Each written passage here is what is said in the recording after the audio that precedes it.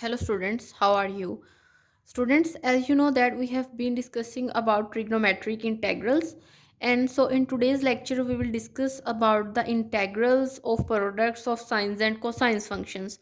For example, the integrals of this form, integral sine mx cos nx, means in which two functions, one sine and cosine functions are multiplied, or the integrals of the form in which both of these are sine functions and they are just differ by the multiple of their angle. It can be same or it can be different. For example, m and n can be same, but it can be any constant or any real number. Okay, and also the integral of this form where both are cosine functions but they are just differ by the multiple of their angle. Okay, let's say this is equation number 1, this is equation number 2, and this is equation number 3. Now students, while you come across this kind of question, then you have to use half angle formulas, the formulas of the type like let me write the formulas for these three equations.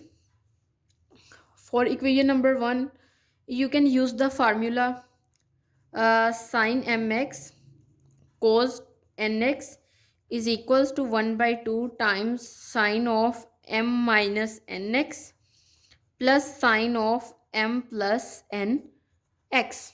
Okay, and for equation number 2, you can use the formula sine mx times sine of nx is equals to 1 by 2 cos of m minus nx and minus cos of m plus n of x.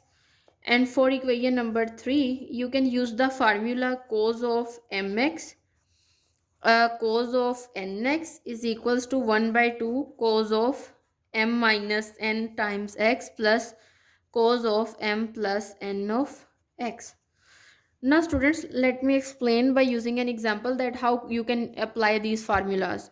For example, you would come across a question like this in which you have one sine function means sine 3x and cos of 5x dx.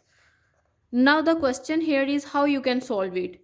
The answer is very easy, that you have to use this formula, and then after that when you substitute its values in this integral, then you will get your desired result after integrating it. Okay, let's say you have the integral of type 1, and if you compare your values with it, here your m is equal to 3 and n is equal to 5. If you substitute these two values here, then what you will get? You will get sine 3x cos 5x, and it would be equal to 1 by 2 as it is. Sine of m minus n means 3 minus 5x plus sine of m plus nx means 3 plus 5 of x. Now if you simplify it further, then you will get sine of negative 2x plus sine of 8x. Okay, and if you put this value here, then you will get integral sine of 3x cos of 5x dx is equals to integral. If you know that you can plug the constant out from integration from the integral sign, then you will get sine of negative 2x plus sine of 8x times dx, means you have substituted this value in place of here because this is the value of this function sine and cos.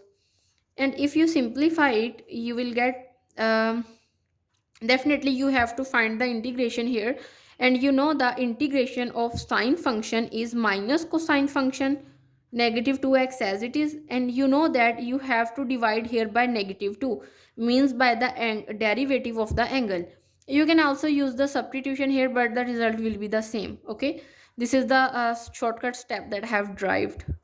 Now, as that integration of sine 8x is equal to negative cos of 8x, and you have to multiply by the derivative of the divide by the angle derivative of the angle, that would be 8, and plus of definitely you know that it is an indefinite integral, so you have to add a constant of integration.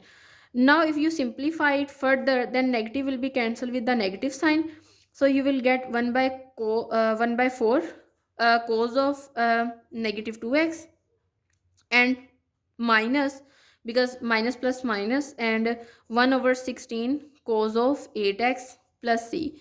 You know that cos is an even function, so you can simply write it as cos of 2x minus 1 over 16 cos of 8x plus c, and this is your required answer. Now students, when you will come across a question in which you are asked to find the integrals that involve the product of sines and cosines, then you can use these half angle formulas, and after using this formula you can easily find your integral. Now student, this is all about today's lecture. See you next time. Thank you.